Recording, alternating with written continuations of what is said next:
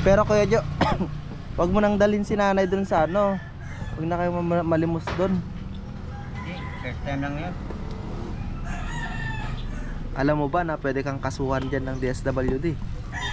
Ha? Alam mo ba na pwede kang kasuhan dyan ng ano, DSWD? Wala yan. Anong wala yan? Gusto mong makulong?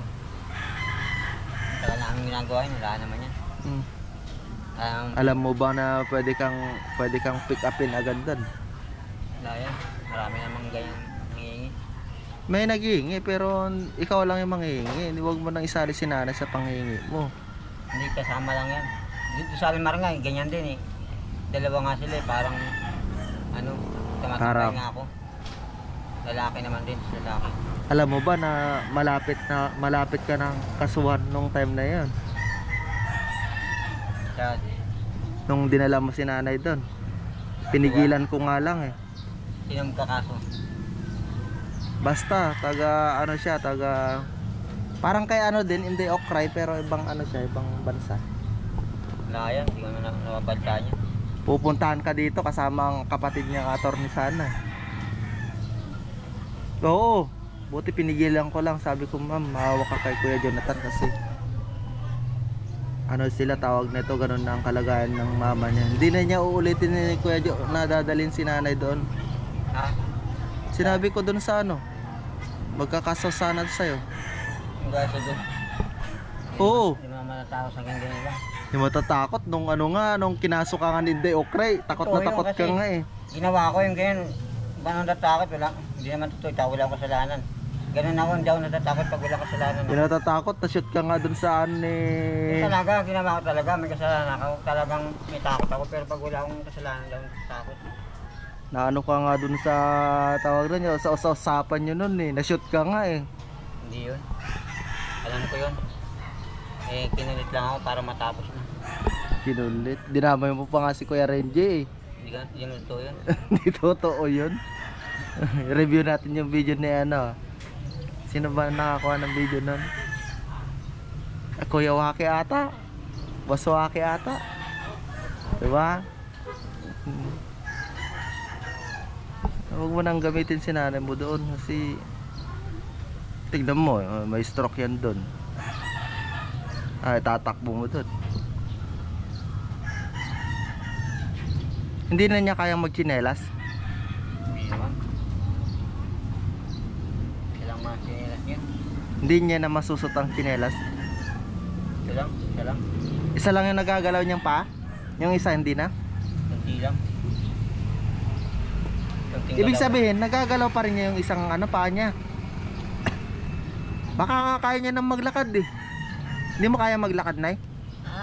Hindi mo kayang mag ganon-ganon kahit maglakad-lakad konti ganon?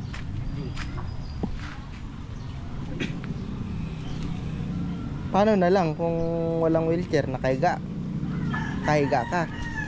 Pag wala ka ng wheelchair, hindi ka tinutulungan maglakad-lakad ka na. Para ma-exercise sana yung paa mo. Para may chance pa yan makakalakad ka eh. Nakapaglakad pa si nanay niyan pag ano. Eh yung isang kamay mo hindi mo ganun. Hindi yung isa na eh. Hindi na nay, hindi mo na may galaw. Ganyan, ganito, hindi na. Kailangan lang ng therapy.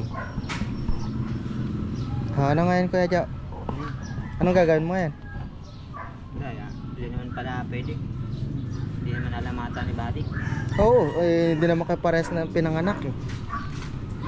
Ikaw lang naman makakasagot yan Kuya Jo eh. Hindi ko nga alam. Alalahanin mo na lang kung anong petsa, ilanong taon. Kasi ikaw lang naman makakasagot yan. Kami, hindi namin masasagot yan Kuya Jo. Baka mamaya madamay pa kami dyan, di ba? So baka sabihin mo, ay, ito yung sinabi nila Buddy. Ito yung sinabi nila Tunying. Patay na naman kami ni ano niyan, ni Buddy niyan. Di ba Kuya Jo? Madamay kami dyan. ID lang naman yan. Kahit ID lang yan. Wala na, akin naman yung ID. Hindi nga pwede, baka madamay kami pati barangay, paano kami dun. Ay pa ano nga sina Buddy at saka si Tunying dito. Kausapin namin, oh. Bali ganito kayo, bakiwak mamaya. Ha? Babay ko na kayo bakiwak. Sabihin ko, gawan na lang niya ako ng ano. Kaya mag-usap nun. Nagawa naman Basta niya. hindi, wag nyo kaming idamay dyan na kasi mahirap eh. Alam. Paano namin alam ngayon yung birthday mo ko yun? Kung pwede gawin na lang kahit ano, hindi naman pala pwede. Hindi pwede, kaya na kami ang gagawa Hindi ko mismo. nga alam, tsaka matagal na, hindi ko rin. Kung gusto mo, di ba, sabihin mo nga, dodoktorin. Oo, O di ikaw na lang gagawa nun. Huwag mo na kami idamay kasi ayun. ayaw namin madamay sa ganyan.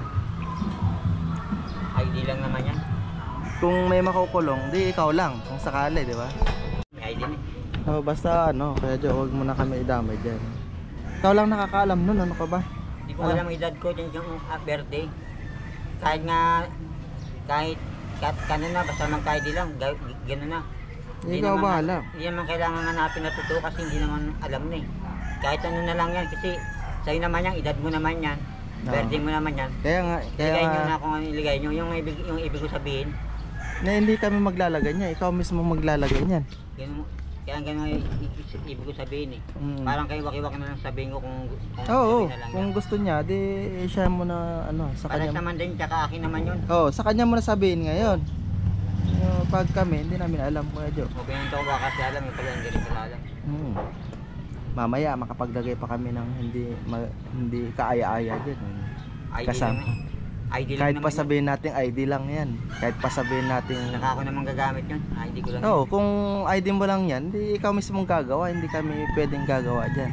Tutulungan ka namin sa mga bagay-bagay na kaya namin, pero pagdating diyan Kuya Jo, hindi kami ano diyan. Hindi kami authorized diyan. Kasi ikaw mismo mag-authorize niya, sarili mo 'yan. Ikaw lang naman nakakalam lahat niyan eh. May alam lang kami pero sasabihin lang namin gano'n. Pero kung sabihin mo kami ang gagawa ng mga bagay na gagawin diyan hindi pwede 'yun. Hindi kami hindi kami tawag doon. Magaling ba? Hindi kami magaling pagdating sa mga ganyan. Tanong mo kay Madam Oring, baka alam niya kung kailan ka pinanganak. Di ba manghula yun? Makamot na lang. Naligo ka na Kuya Jo? Naligo ka na? Kuya Jo, ayaw mo bang magpa-check up? Wala naman. Hindi, check up lang naman eh. Kami willing kaming tulungan ka kung papa-check up lang pala. Ano? Sabihin mo lang sa amin kung pwede kang tulungan ng magpa-check up Kuya Jo. Wala namang mawawala sa'yo pag check upin ka. Di ba Nay? Wala namang mawawala kay Kuya Jo kung i-check up lang ng doktor.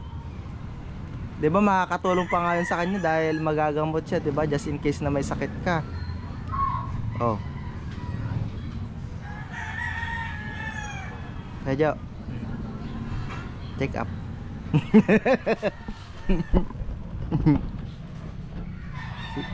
Siguro pumayag ka na. Na. Kuya na. Check up lang naman eh. Check up ka lang naman tapos bibigyan ka ng gamot. Mamaya, 'di ba? Sakit ka ganon. Upang maayos ka naman. Si nanay mo nga pumayag magpa-check up nun. 'Di ba, Nay? Pumayag ka nga nagpa-check up, 'di ba? Pumayag ka nga nagpa-check up diyan. Oo, pumayag ka nga eh. May video kami nun eh, nung nagpa-check up. Nung nagpa-check up ka sa paa. Oo, nung nagpa-check up ka, doktor. Meron, pa-check up ka nun, Nay. Kuya Jo, check up ka? Hindi nga. Bakit? Wala naman. Wala naman. Wala yan. Bigyan kita ng 500 magpapa-check up ka. Hindi nga pwede. Hindi pwede.